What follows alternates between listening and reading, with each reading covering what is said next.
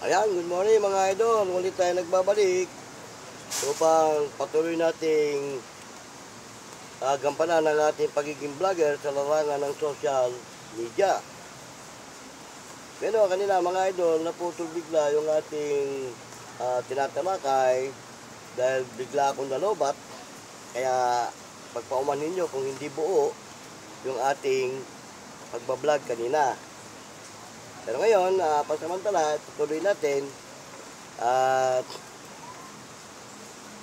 para naman sa kapakanan ng ating mga mamamayan na nangangailangan ng informasyon tungkol sa sistema ng ating panahon. Patuloy na dumidilim ang kalangitan sa sistema ng sama ng panahon, kaya mga idol, ulit-ulit ko sinasabi sa inyo na kung wala rin lang kayong importanteng pakay o lakad sa inyong pupuntahan, mas mabuting manatili na lang tayo sa ating mga tahanan dahil mas makakasiguro kang safe kung ikaw ay nasa inyong tahanan. Pero shoutout pa pala muli dyan sa ating mga kapwa vlogger na kung saan man kayo naroon mga idol. Alam kong abala rin kayo sa paggawa ng inyong mga content, anuman ang larangan ng inyong pagbablog.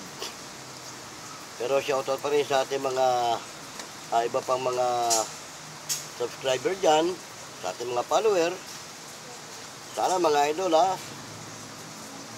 sa mga susunod natin mga video, kung meron kayong comment at meron kayong mga nais iparating, ilagay nyo lang sa comment section. At kung may mga katanungan kayo, ilagay nyo lang din dyan para matalakay natin. Sa larangan ng serbisyo publiko mga idol, alam naman nyo itong inyong lingkod nasa lupon taga-pamayapa tayo nitong aming barangay. Kaya shoutout sa ating mga kapwa lupon dyan, saan man kayong barangay naroon mga idol Gampanan nating maigi ang ating tungkulin sa abot ng ating makakaya para makapagbigay ng serbisyo publiko sa ating mga mamamayan.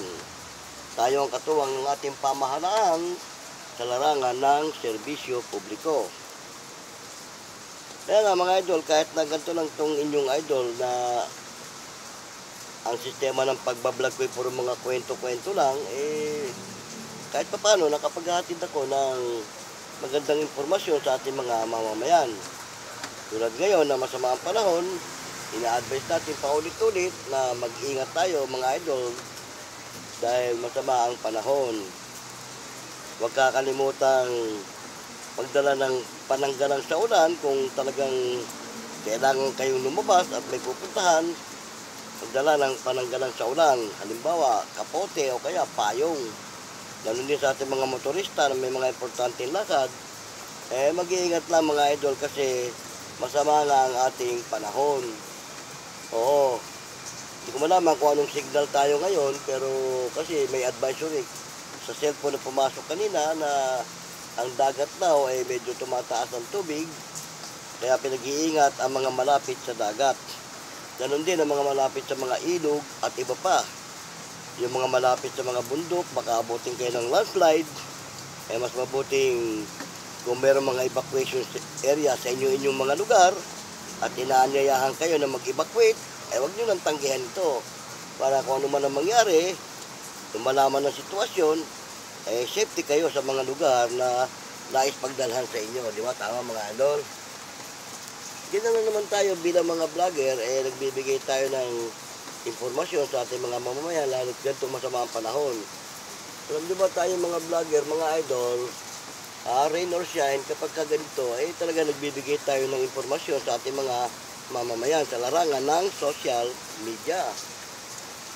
Tayo naman pinahintulutan gumamit ng social media, basta wag lang tayo lalabag doon sa tinatawag na community standard, di ba? Tama? At ang importante, yung makakatulong tayo sa ating kapwa sa pamamagitan nitong social media. Alam nyo tayo mga vlogger, sa totoo lang mga idol, mas nauna pa tayo magbigay ng informasyon sa mga taga-tunay na taga-media dahil kasi karamihan sa ating mga vlogger, gala, di ba? Gumagala ko saan, nag-iikot, naghahanap ng mapag-exploran. Pag may nadaanan na hindi inaasahang pagkakataon, ibinablog din nila yan.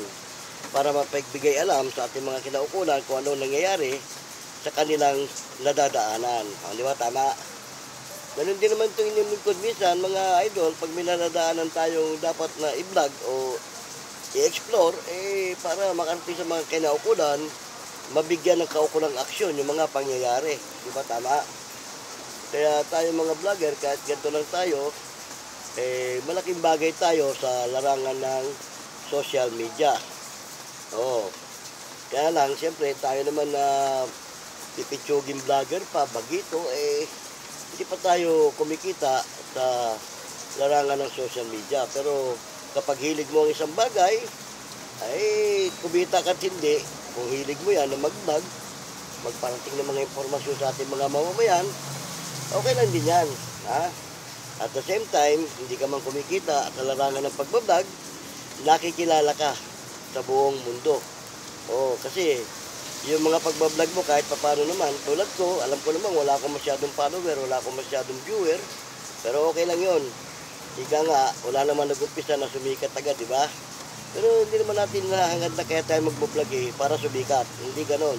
Kagaya ko, nung nasa larangan ako ng serbisyo publiko, bilang lupunti ka pamayapa, hindi ko na kailangan pasikatin ng sarili ko, dahil kahit papano naman, nasa larangan ako ng serbisyo publiko. O kagaya ng mga nakaraang ibinlag ko tungkol sa aming trabaho bilang lupunti ka pamayapa, saklaw kami ng tinatawag na barangay justice system. Ulitin ko nga pala mga idol sa kaalaman ng marami, ang barangay justice system created by Ferdinand Marcos, yung dating presidente natin, na yung tatay ng presidente natin ngayon. During martial law, kinreate niya itong barangay brigade, barangay tanod, barangay disaster, ecology, at iba pang mga brigada sa larangan ng barangay. Kasama na kinreate niya itong tinatawag na barangay justice system. Na kung tawagin ngayon to mga lupon taga pamayapa. Kasi malaking bagay ito dahil mula nung i-generate niya ito hanggang sa kasalukuyan ay napapakinabangan. Ginawa niya to sa ilalim ng martial law. During martial law, 1508 presidential decree. Nung itatag niya itong barangay justice system at saka itong mga barangay brigade at iba pa. Ganun din, nung amyendahan nito, nung mawala siya, inamyendahan nito ni Cory na pumalit, yan ang 7160 naman.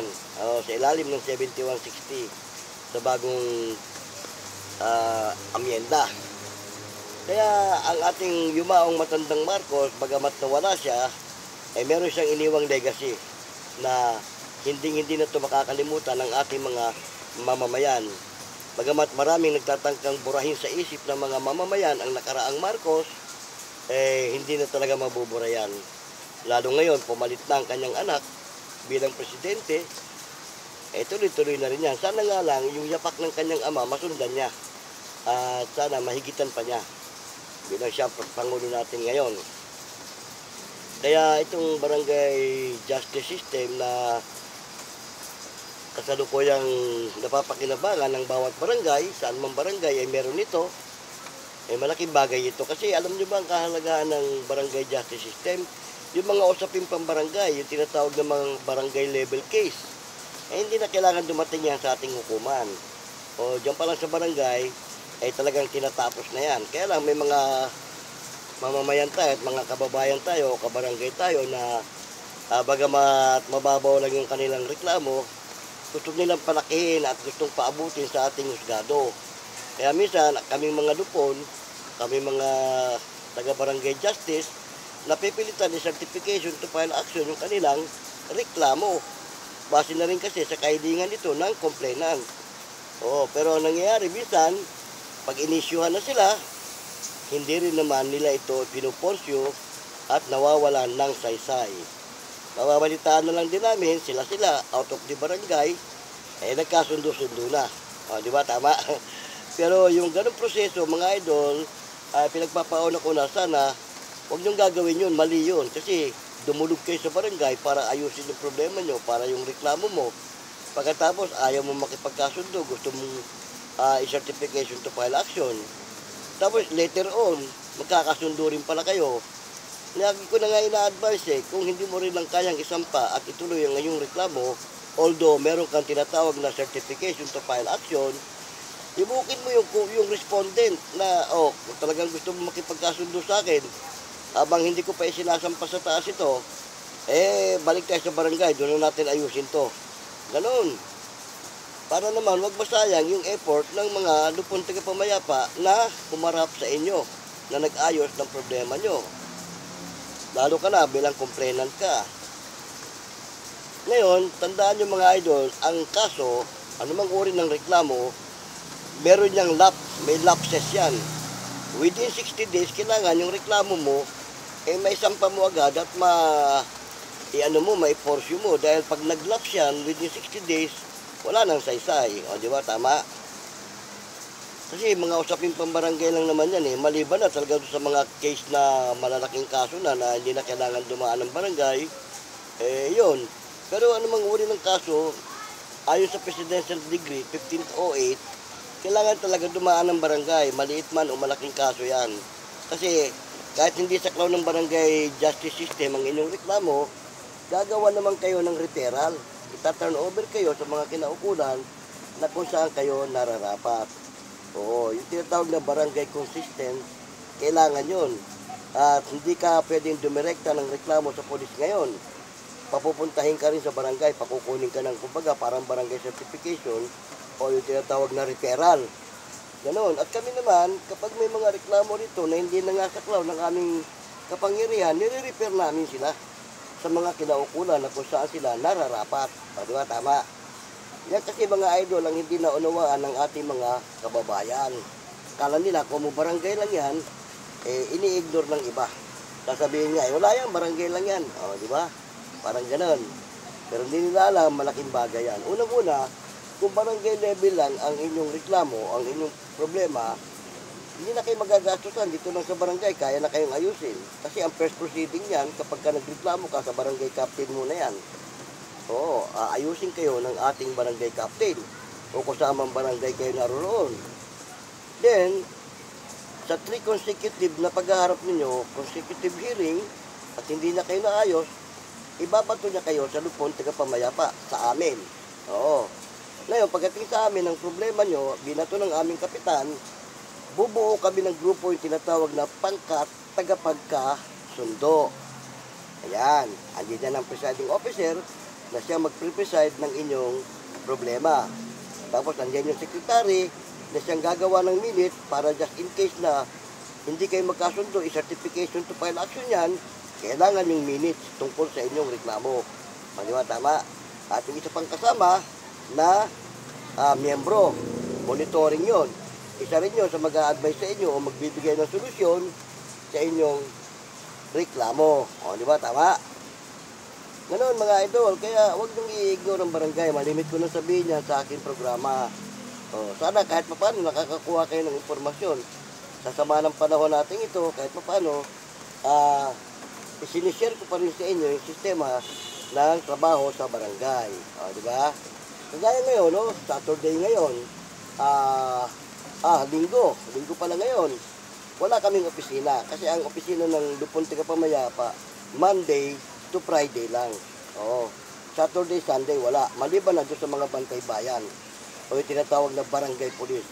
Non-stop sila. Oo. Non-stop sila kasi sila na sa mga frontliner. Oo. Hindi kagaya namin, nasa tanggapan lang kami kapag oras ng duty namin. During office time, office hour. Ngayon mga idol, tayo naman yung napagkukwentuhan lang din natin ulit, nire-remind ko lang ulit sa inyo yan, yung sistema ng barangay justice system, para naman kahit pa paano, ang iba natin mga kabarangay kasi walang alam sa ganyan. Oo. Kaya sana kahit pa paano nakakakuha kayo ng informasyon, pamamagitan ng pagbablog kong ito, nakakapulot kayo. Ang procedure ng pagre-reklamo, para doon sa nagtanong nga pala sa akin, kapag may reklamo ka, huwag mong palalagpasin ng 60 days kasi maglalapse yan. Ang unang proseso yan, idudulog mo yan sa bantay bayan o sa barangay police o sa barangay tanod. Oo. Pag naidulog mo na yan doon, aayusin agad yan, tapos tatanungin ka kung yung reklamo mo gusto mong ituloy, iharap kayo sa barangay captain. Ang first proceeding niya, pag sa barangay captain na, yung tinatawag na mediation. Imimediate kayo ng ating barangay captain, saan man kayong barangay, naroon. Pagkatapos niyan, at hindi kayo napagkasundo ng barangay captain, ibabato niya kayo sa mga kinaukulang lupon taga-pamayapa. Ayan. Diyan napapasok ang trabaho namin bilang mga lupon taga-pamayapa. Nabanggit ko na nga, bubuo ng grupo yan, 3. Presiding, itong secretary, at saka membro. Pangkat, taga-pagkasundo, ang tawag dyan. Ganun, mga idol. Tapos, halimbawa, ang reklamo mo, hindi saklaw ng barangay, kagaya ng halimbawa, nirereklamo mo mga corporation. Hindi na saklaw ng barangay justice yan. Ang nirereklamo mo ay mga organisasyong hindi na rin saklaw yan. Tapos halimbawa, mga pangyayari, kagaya nung nangyari sa amin dito na may ginagawang construction na bagsakan ng pader, yung kotse, yung sasakyan, hindi na rin yan, mga police matter na yan. Pero ganun pa man, pag dinulog mo sa barangay yan, aaksyonan pa rin yan ng barangay. Ibibigay kayo sa mga kinaukulan na kung saan kayo nararapat dumulog. Oo. Kaya sabi ko nga, mababaw o malaking kaso ang gusto mong idulog, ilapit mo sa barangay, although hindi yan saklaw ng barangay, idudulog din kayo ng barangay sa mga kinaukulan na kung saan kayo nararapat. Tulad ng mga, kasi sa barangay merong bawsi, o yung mga away pamilya, mag-asawa, mga anak. Yan, hindi na saklaw ng barangay justice yan. Sa bawsi yan. Di ba? Bawsi lang, yan. Yung mga batang inaalipin ng kung sino-sino. Yung mga kasambahay na minamaltrato ng amo. Yan. Although, hindi na saklaw ng barangay justice system yan, pag dinulog nyo sa amin yan, ibabato naman namin kayo sa mga kinaukulan kung saan kayo dapat. Ganon, mga DSWD. Kasi ang barangay kompleto eh. Kaya wala ka nangangahanapin. May DSWD, may bawsi, merong Remendez, may kung ano-ano. Di ba? Kaya, saan ka pa? Kasi hindi ka na nga pwedeng rumekta sa pulis pag nagreklamo ka. Maliban na yung mga biglaang pangyayari.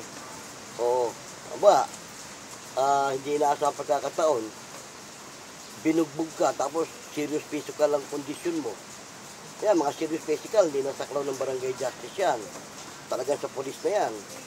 O yung mga aksidenteng kotse na nakabangga, nakasagasa, o hindi na yan saklaw ng barangay justice. Pero, pag sa barangay, idinulog yan, ginagawa ng solusyon yan, ginagawa ng paraan yan.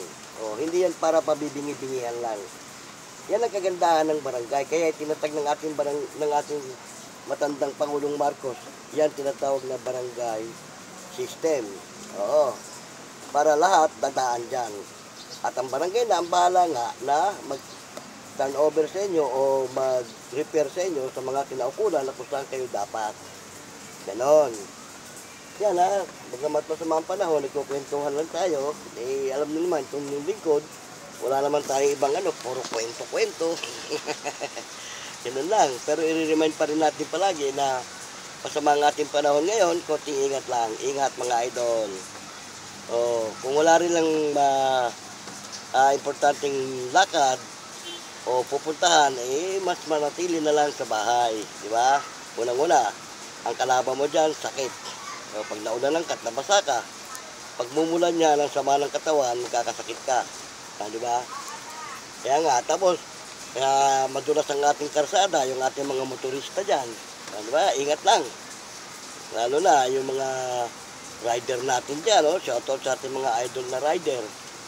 May mga pasahero kayo, ingatan nyo ang inyong pasahero dahil kasi, siyempre, buhay minsan ang nakataya dyan. Pag inabot kayo ng aberya sa daan, di ba? Kaya konting ingat. Tapos yung mga idol naman natin dyan na may sariling sasakyan, ganun din. Madulas ang karsada natin, huwag kayong magmamadali.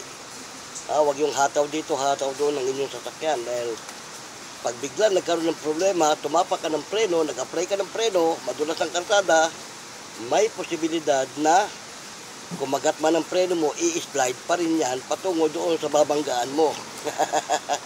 Di ba? Tama? Kaya ingat lang, ingat. Yung nga lang hindi maulan eh.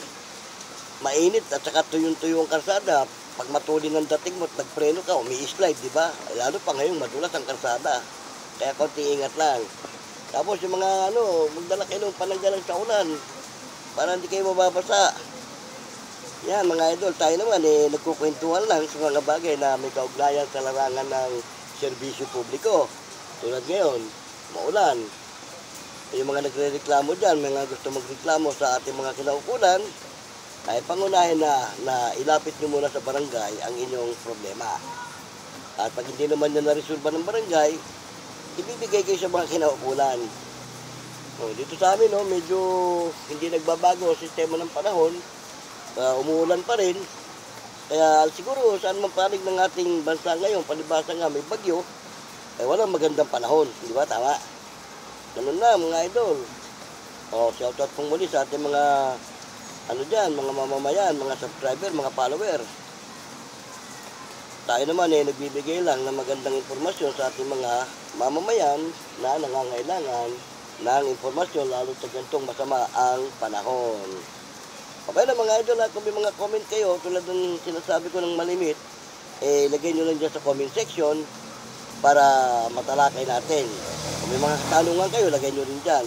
Pero siyempre mga idol, kung bago ka pa sa channel kong ito, huwag mo naman kalimutan mag-subscribe at pumindot ng ating bell button para kahit pipitsuging vlogger lang itong inyong kaharap, lagi ka rin maging updated sa ating mga video. Di ba? Tama mga idol? Okay na Shoutout dyan sa ating mga idol ng mga antingero dyan, mga antingera. Yung ating mga idol dyan ng mga nasa Ghost Exploration. Lahat na ng ating mga idol na nasa larangan ng mga pagbablog, anumang uri o anumang sistema ang inyong pagbablog, shoutout sa inyo. Mga idol ko kayo, wala akong pinipili kahit sino sa inyo. Idol Bungo, shoutout sa iyo, idol. Gandang umaga sa iyo, men. Tuloy mo lang yan. Nakita ko yung parang inilantad mo na yata, idol, ang iyong muka. Base sa kahilingan yata ng mga nagbabas sa iyo. Pero lalo sila siguro mai-insecure dahil malalantad yung kagwapuhan mo. Naknantipak nun talaga, idol, Pero binansagang idol bungo ka, pero pag tinanggal pala yung maskara mo, sa kabila nung pangit na anyo ng bungo, pag tinanggal mo pala yon, gwapo lumalabas. Oo. Pero tama rin yung nakamaskara ka, idol. Alam mo kung bakit? Kasi marami tayong mga idol dyan na nasa larangan ng mga esprekitik. Baka mapagkatuwaan ka, sirain yung gandang lalaki mo. Nako, yun ang delikado. Kaya okay lang din nakamaskara ka para hindi na malantad yung kagwapuhan mo. Okay lang yun. Pero pagka nag-i-explore ka, idol, pupunta ka sa mga exploration, kasama mo si Idol Ed Kaluwag, huwag ka na magmaskara. Oo. Kasi yung mga jablo at mga elemento na pupuntahan nyo, hindi naman matatakot sa maskara mo yun eh. Oo. Baka ma-impress pa nga yun pag nakita yung tunay mong mukha. Di ba? Kaya idol joke lang yan, idol. Baka mapikong ka Joke lang. Pero okay yung mga pagdidibunk mo. At okay din, tinutupad mo rin yung suggest ng iba. Sumama ka, pumunta ka para malaman mo. Di ba? Ginagawa mo na rin yun. Yung request nilang tanggal yung maskara, tinanggal mo na. Lumantad ka na rin. Di ba? Okay lang yan. Pero alam mo mga idol, palibasa, sumisikat ka na idol, kaya marami nang nagbabas sa'yo, Di ba? Tama mga idol? Ganun lang. Ayun nga, sabi nga, ang isang puno, kapag nahihitik na sa bunga, binabato para malaglag ang bunga. Parang gano'n ang kahalintulad mo eh. Alam mo, totoo lang yan, kasi marami ka na rin subscriber, marami ka na rin follower, isa na nga ako, pero nabanggit ko na nga minsan sa'yo, di ba, nabuisit ako nung bago-bago pa ako nanonood ng programa mo. Pero nung pag-aralan ko nga, yung sistema ng okay naman. Di ba, tama rin naman yung ginagawa mo. Wala ka naman ding nalalabag. Kaya yun, lagi na ako nanonood ng programa mo ngayon. Ganyan din si Idol Ed Kaluwag. Marami tayong idol. Si Idol Commander Bantugan, idol ko rin yan. si Idol Ismatak Inatak, yung mga antingan nating mga idol dyan. Oo, na mahilig sa yung mga manggagamot natin mga idol dyan na nagbablog. Oo, marami tayong mga idol dyan na talagang nagbibigay ng magandang impormasyon. Diba? Tama. Kaya nga, yan, lahat yan, idol natin. Wala tayong pinipili. Oo. Yung mga vlogger natin dyan, na mga nag-explore, scripted man yan o hindi. Wala akong pakialam sa inyo. Basta idol ko kayo, pinapanood ko rin kayo. At kung gusto kong i-debunk o reactan yung mga kino-content nyo, kaya ko rin yun. Kaya lang, hindi ko linya yan eh. Oo, hindi ko linya yung mag-react sa ganyan. Linya yan ang ating idol na si Bungo. Oo, yan ang linya niya. Meron tayong idol para dyan. Di ba? Tama. Kaya lang naman kasi tama rin yung kanya. Kung ayaw nyo ma-reactan yung inyong kino-content, i-private nyo. Di ba? Yan ang malimit nga niya sabihin. Although tama naman yun. Di ba? At kung halimbawa naman, scripted yan, lagyan nyo ng pasubali na for entertainment only. Alam na yun. Hindi na niya re-reactan yun. Alam na niya na hindi totoo yun eh. Kaya lang naman siya nagre-react at nagkakandalaiti doon sa mga idol natin na pinagpipilitan, tunay, legit. Siyempre, kahit ako mga idol, napapanood ko sa mga iba nating ghost exploration eh. Hindi naman talaga legit yung iba eh. Mayroon talaga mga legit. Yung nga sinasabi niya, nadadamay yung mga tunay na legit na mga pag-explore. Nadadamay doon sa mga peke. Di ba? Okay na mga idol ha, salamat na marami at lumalawak na rin ang ating kwentuhan sa pamamagitan ng social media. Ito pong muling inyong lingkod, si Boyet ng Vlogs TV ay pansamantalang nagpapaalam.